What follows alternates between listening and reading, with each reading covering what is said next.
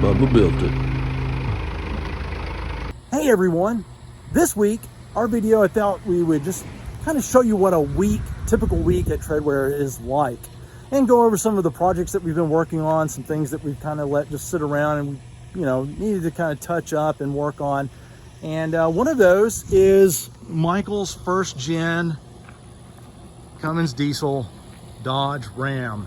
This thing is just a Brutus. It's a beast. He bought it several years ago and really enjoyed it. It's been a great truck for him, and we've used it several times. Helped him paint it many years ago. Just a cheap tractor enamel paint that was thrown on it. But anyway, it's developed a charging issue. It had stopped charging, and we replaced the alternator on it and some other things. Anyway, we went with a one-wire conversion. He and Drew put that on, as you'll see. Also, we had a 1924 Cadillac stop by to get some prototype white walls. This is a product that we've been working on for a number of years. We're very excited about that. And we've done some other things, working on some stuff that we needed to finish up. And Sean from Sweaty's Speed Shop came by. He's the guy that built the Frankenbird several years ago, and he stopped by to help us out with some things. So yeah, anyway, I just thought we'd go over some of those projects and show you, just like I said, a typical week at TredWear. Hope you enjoy it. Hey guys, so I got this first gen. It's near and dear to my heart. Had it for a long time, but as many of you might have known, if you have first gens, they sometimes have charging problems. And that's what we have with this. It stopped charging the battery, put a new alternator on it, still not charging the battery, put a new regulator on it, still not charging. So we're gonna try one of these one-wire conversion kits on this alternator. So if you look here, you'll see where it goes. Right here on the back of this brand new alternator is where we're gonna put this thing. And anyway, let's see if it works for us. Okay, well, one thing we just discovered that we were videoing some of it right side up. I always get confused about that. Why didn't you tell me, Drew? Oh, you told me to film it then. I'm just doing what I was told. The Drill-O-Matic is making the final connections over here. And here's the thing. Here, have a look at it. Probably, here, you film. All right. So probably, if this doesn't work, you're never gonna see this video. We had to make some modifications, okay? The instructions though, okay, this is a very simple thing, right? You got two field terminals, you got a plus and a negative. We discovered that this transpo is not really made for this alternator. But what we did was we lengthened the B plus, the battery plus, to go around to the battery terminal. And of course the B minus is obviously just a ground, and then we have the two field terminals. So this should work really on any alternator. So I'm about to find out if it worked or not. So anyway, if it doesn't work, like I say, we'll probably just scrap this whole video. But if you have this problem with the charging and this does work, then we're going to say we highly recommend it. So, all right, Drew, this is what they call the smoke test. The smoke test. That means if nothing smokes, then we're probably good. The other part of the smoke test is the see if it charges. So now just make sure you don't have it in gear and run me over.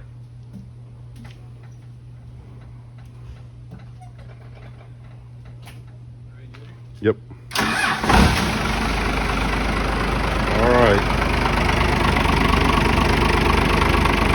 Rev it up.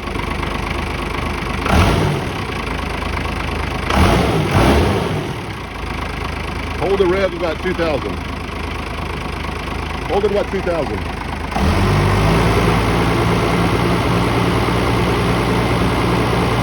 We're getting 13 volts. Turn the headlights on.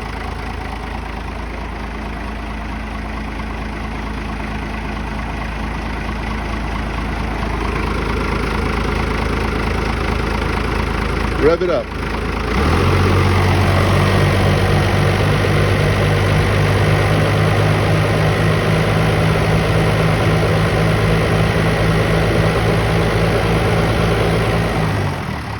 We're getting 13 volts. I think that's a win.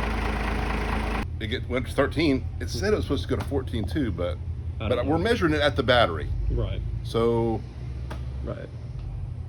I don't know. I'd say that's a win. I think so. We'll find out once we start driving it. Right. All right. Hey, Sweet. so transpo, one wire conversion, 2 thumbs up. 3. 3, yeah. All right, so what are you scared about? I'm not scared. I'm concentrating. You're concentrating. I don't know. It sure looked like I scared you. I think you sidled me. I wasn't making any secret of my location. Oh, yeah. I was definitely not trying to be You were secretive. a ninja at all. Mhm. Hey, so what all did you and Sean do on the 66 wagon here? Okay, well, we put a 460 in this thing, which is a great engine. It's a big old stump puller truck engine, and it's a great fit for this big wagon. When we did that, though, this engine wasn't a brand new engine, but it was a fresh engine that had been rebuilt. It had a cam, a mild cam in it, and higher compression. So it was demanding a lot of the starter, and it wasn't turning over like we wanted it to. And so we kept trying to do different things. And Sean discovered that where there was corrosion on the bolt connection to the starter, and so that made a huge difference. We kept changing out solenoids.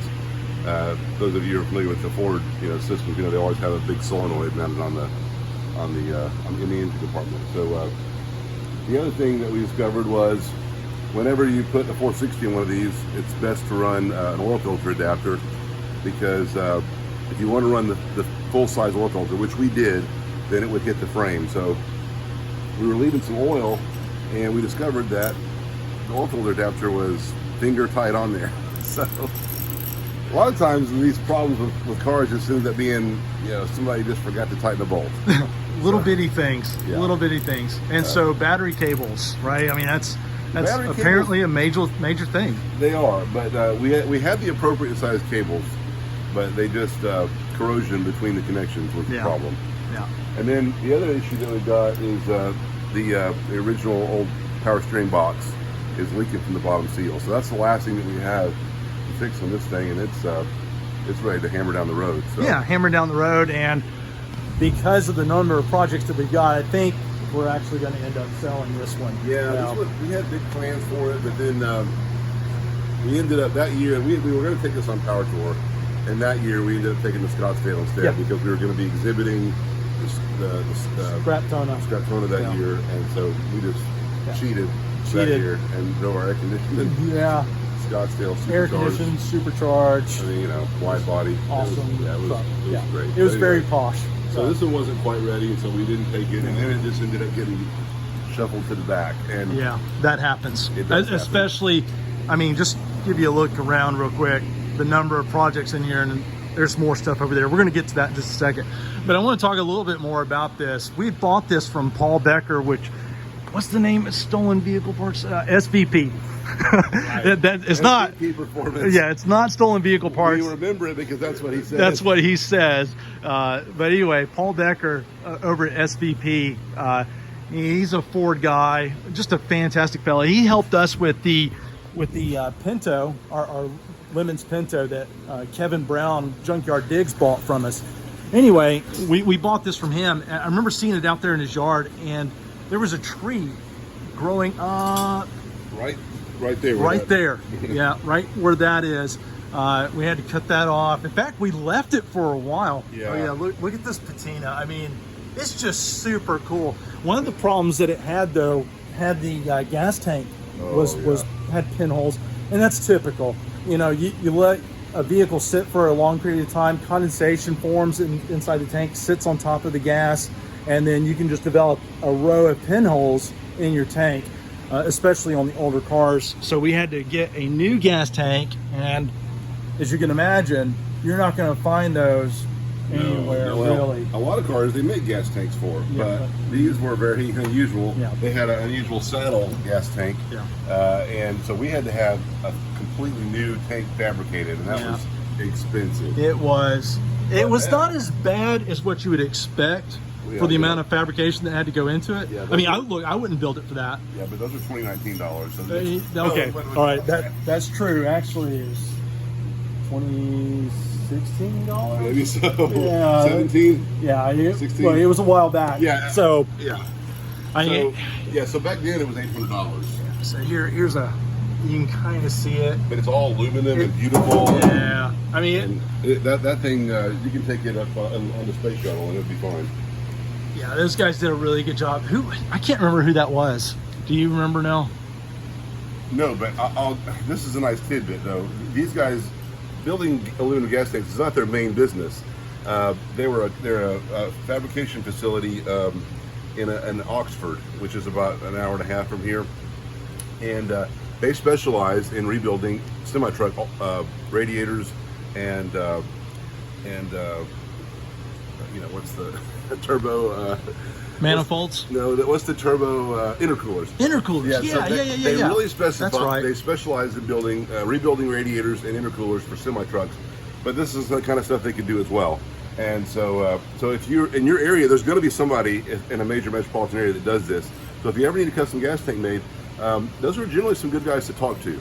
Yep. And they did a great job. We took the old tank to them, and they made another one. Yeah. And so anyway, it's a great thing.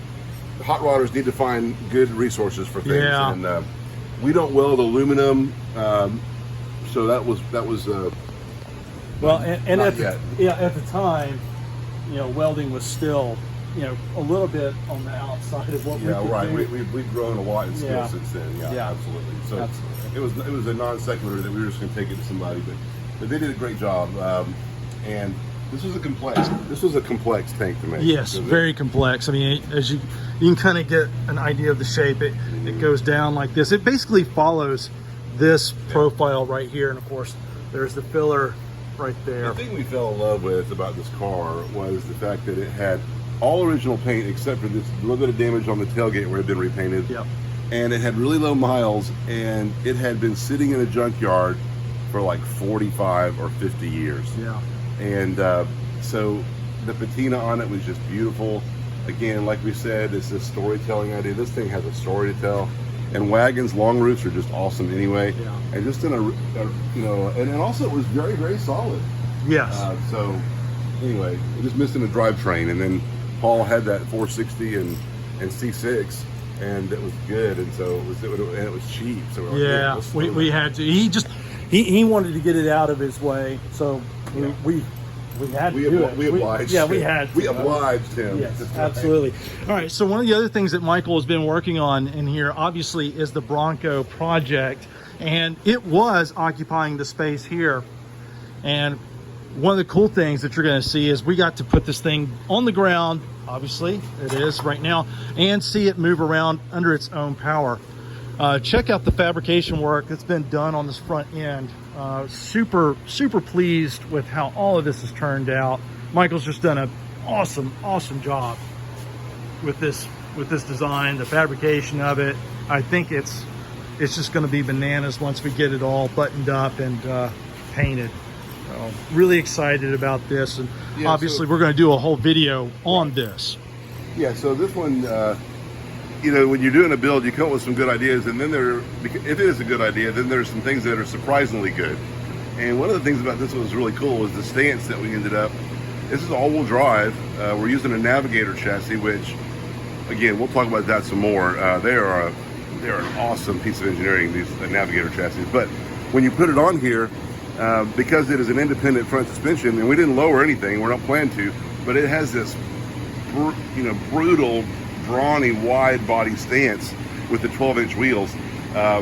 So we kind of are thinking, we're kind of seeing this stance. We're like, this is like a rally car more than it is an off-road machine. And so that's going to be kind of the theme with this one is what if FIA had done a truck series along with their other car automotive series. So yeah. So one of the other things that Sean's been kind of helping us out with is our little bug. We've had several little issues going on here. this is a great old Cal style 70 bug that we also bought from Paul. Paul's been a good resource for us. And it ran and drove great, except it wasn't charging, and somebody had already hacked an alternator into it. And we love air-cooled, but we're not really air-cooled gurus yet. You kind of, to get into the air-cooled thing, you almost have to start getting new friends, and you kind of have to become a whole new... Yeah, start wearing gold chains, right. Your top button's unbuttoned. Right, I mean, it's a whole different vibe. And Sean has owned a bunch of these over the years, and he still does own several, so we brought him in to help us, give us some expertise. That's another little tidbit I'll say. Don't be afraid to ask for help. Don't be afraid. The automotive customization community requires such a broad knowledge for all the different things that you have to do. Don't be afraid to call your friends and ask for help, and that's part of the beauty of it to us also. And Sean was able to come in here, and he was like, well, the old regulator that they had left in place and kind of wired through, which you don't need once you convert it to an alternator, and the wiring was a disaster. And he said, you know what, for $300 you could buy a whole new harness, and that's what I would suggest you do. So I would not have come to that conclusion without his expertise. So that's what we're going to do. We bought a harness, and we're going to put a new harness in this thing, and it'll make a huge difference.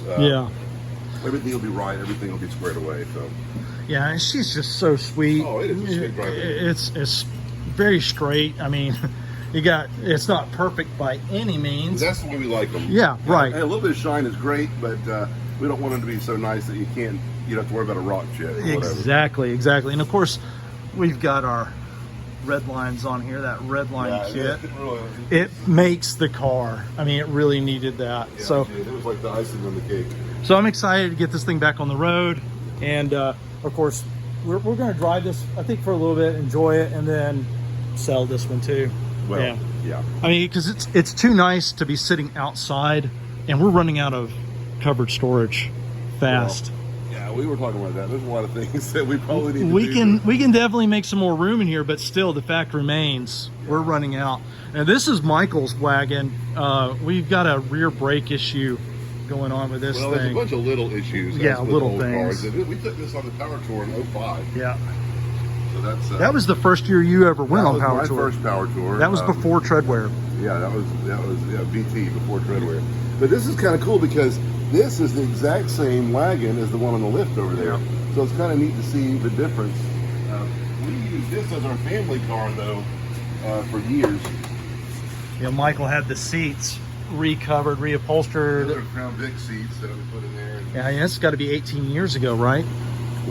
20 years ago? Yeah. Man, that's right. Wow, it really slips by fast. We've got a 5.0 fuel injected in this thing too. So, oh yeah, check this out. This is super cool. Now 20 years ago, this was state of the freaking art. Yeah. But it's still a great little powertrain, and it was a big upgrade over the 289 that we had in there. Yeah. So anyway, we're gonna get this one back on the road, and we were like, man, we don't probably need two wagons that are one's patina, one's not. But anyway, yeah. So that's and this one is a country sedan. Yeah. And that one over there is a ranch wagon. So those are just different trim models, but they're both 66s. Yeah. Yeah. We probably. Why don't we put this on the ground and let everybody see the stance on it? Oh yeah. Because we've got it on air. We've got it on air. Here, I'll get the other side. Okay. Our lift needs a little bit of attention. We gotta. Hang on.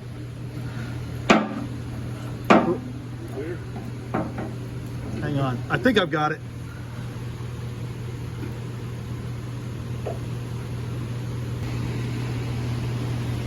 Okay, now it actually sits lower than this, so I think we had to jack it up to get it on the lift. But we actually, I've always thought these Cal custom hood scoops were really cool, so we kind of wanted to make out of them. Set this on here for visual effects. Give you the whole idea of what we had in mind originally.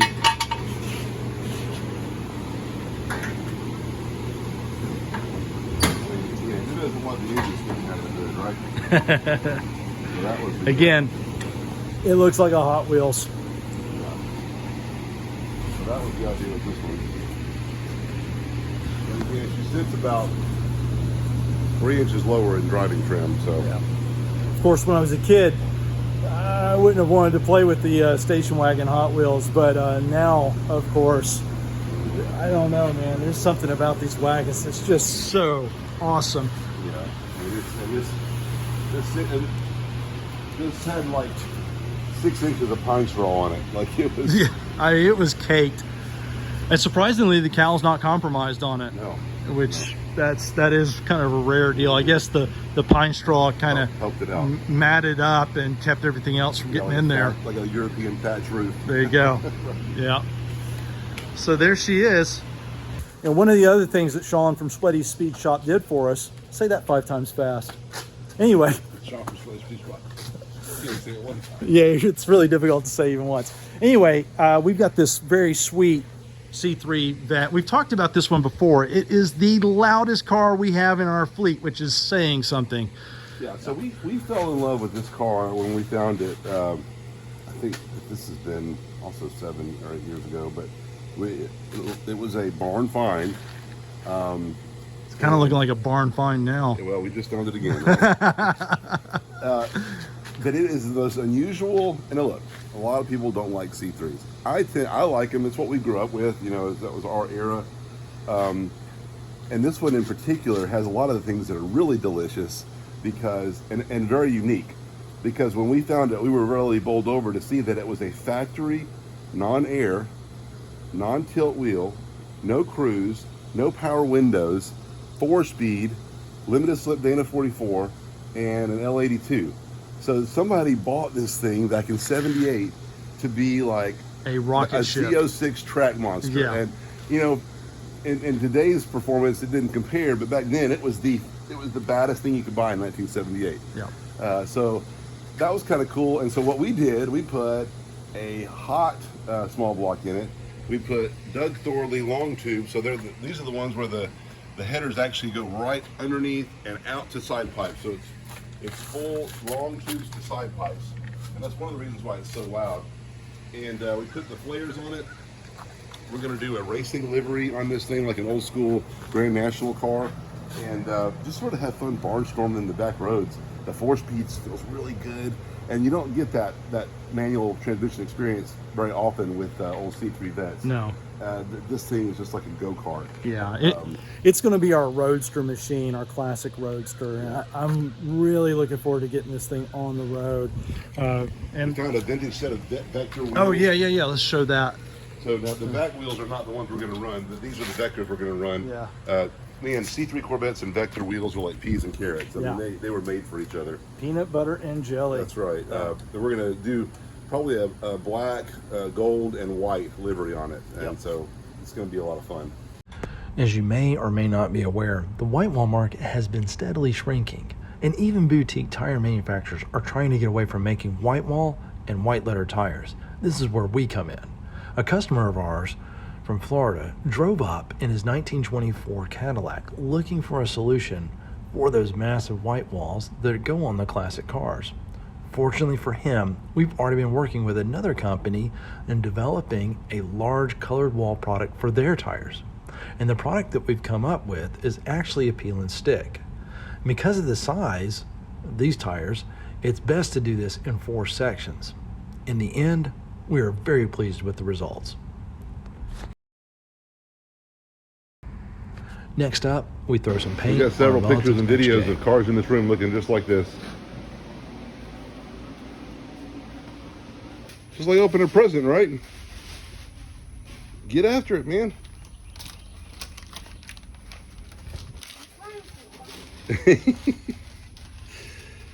The Jeep is painted. It's not the prettiest thing we've ever seen, but it's a lot prettier than it was. It is worlds prettier than it was. My first time laying color, Dan's first time taping and doing body work. I say this is a win. I call this one a score 1 for the home team. I no longer look like I have a meth pot. You no longer look like you're about to do an undercover buy.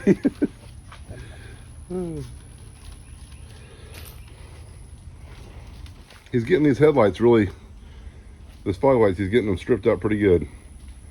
What do you say, Henry? Yeah, he goes, yeah. We'll let you spread the next one, Henry. Yeah.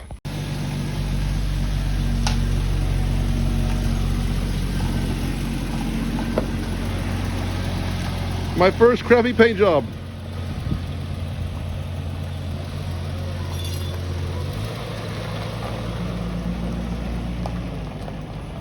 Yeah, I mean, we are pulling the chunk out of this thing. Hopefully we're gonna find problems that we can fix with another chunk or fix this chunk. It's pretty good up in the air there. Yep, got us through power torque.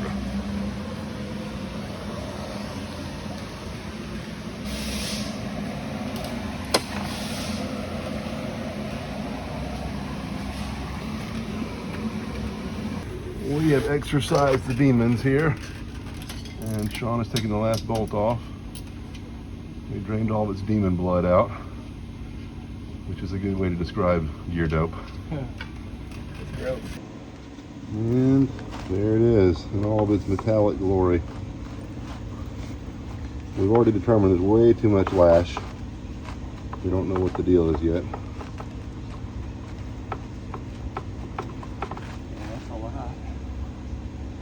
The gears themselves don't look like they got any crazy wear, do they? You know what? It may just be that bolt wasn't shimmed correctly or tightened. Maybe. It does clunk pretty bad. So that's not right, is it? Oh, yeah. It's the bearing's toast, didn't it? yeah. It's like not the, or is that, or is That's the in between the gears. that is in between the gears? So that's not the actual yoke slipping. Jeez, that's a lot of lash. Yeah. Why would it do that? Because we didn't mess with it at all. We just bolted it in. So what would cause it? And what would cause that? Okay, maybe we did change out. Afraid to raise that lift on up there? Yeah. No, we're not. Sean might be. I like setting on my aftermarket. Yeah, it would be better if it was like one click higher though. My neck's killing me.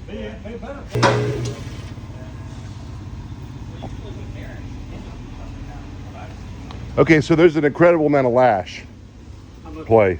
Like, Half inch. yeah. Oh God, something moved in it. Yeah, I know. What are you video leaving? Did we, because you're beautiful. Did we change out the yoke on that thing? Maybe that's what did it. Pump it, pump it.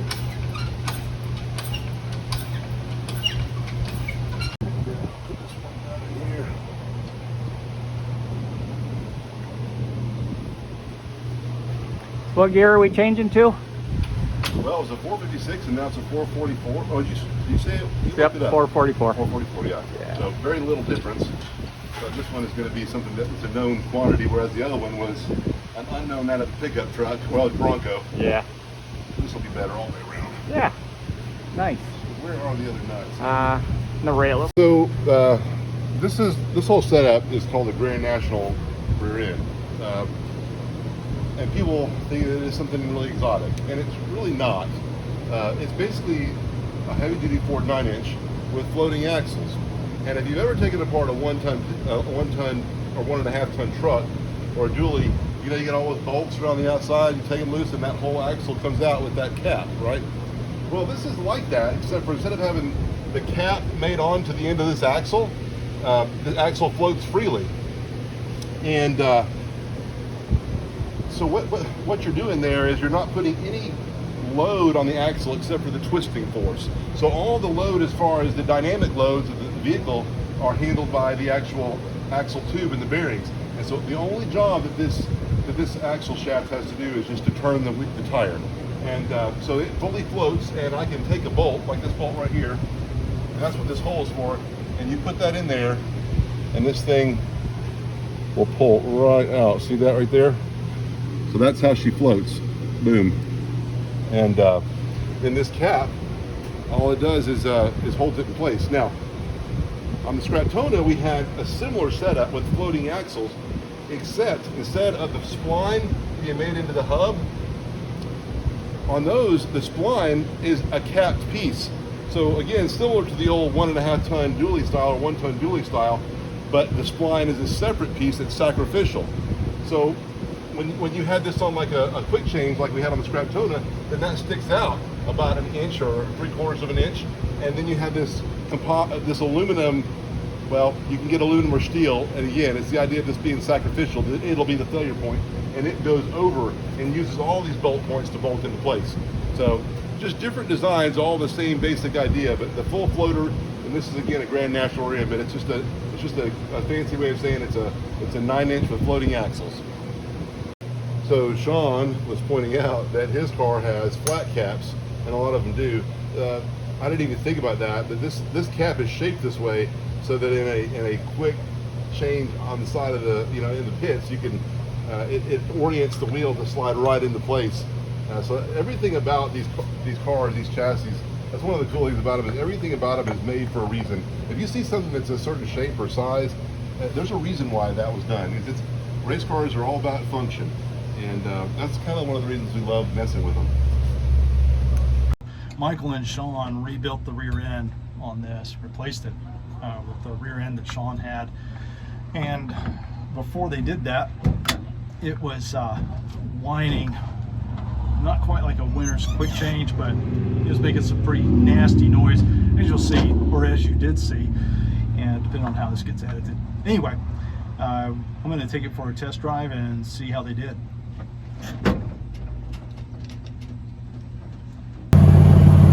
Okay, I'm not hearing that noise like we did. Of course, I'm not giving it all she's got.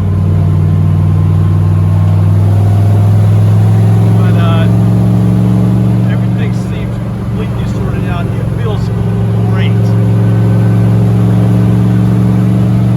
Huge fan.